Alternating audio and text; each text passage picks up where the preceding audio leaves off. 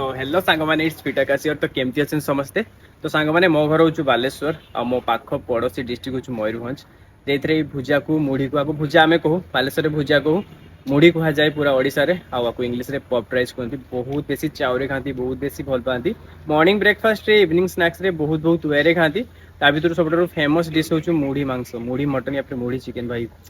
बहुत टेस्टी लगे है के कॉम्बिनेशन कर खाइबो भाई मजा आस तो बहुत जन भाई भौणी मैंने मत पचारे कि भाई आम मुढ़ी या फिर भुजा को डाइट इनक्लूड करें कि करें तो मो आंसर हूँ भाई कंपलसरी येस तुम्हें कर वेट लॉस करछ ना से बहुत बेसी फैंटास्टिक फूड यहाँ कैलोरी बहुत बेसी कम थाए फैट्स तो न ही थाए फाइबर भी थाए फाइबर कौन हेल्प करे जान आम जो वेट लॉस करे तो खाइबा कम खाइते पड़े आमको तो आमको भूक लगे बार बार तो फाइबर कौन करे आम पेट को ना फुल फुल रखे जहाँद्वारा आम ओवर इटिंग करें आमको वेट लॉस रे बहुत बेसी हेल्प करे यहाँ खाइब केमती मुढ़ी खाई पारिया ताबले नुहे आम मुढ़ी मांस या फिर मुढ़ी चिकेन मुढ़ी मटन मुढ़ी आलू चप मुढ़ी आलू कषा खाइबा आम आपको केमती खाइबा गोटे स्नाक हिसाब से नवा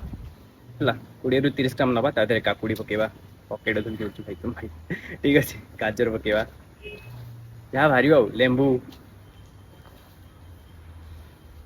बिलाती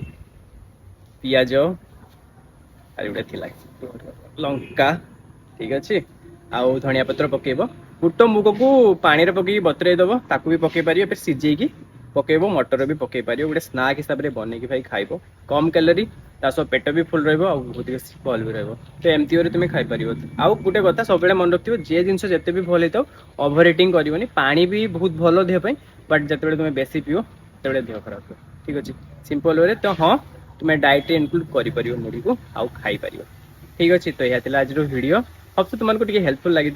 तो देखा next video till then take care and जय जगन्नाथ।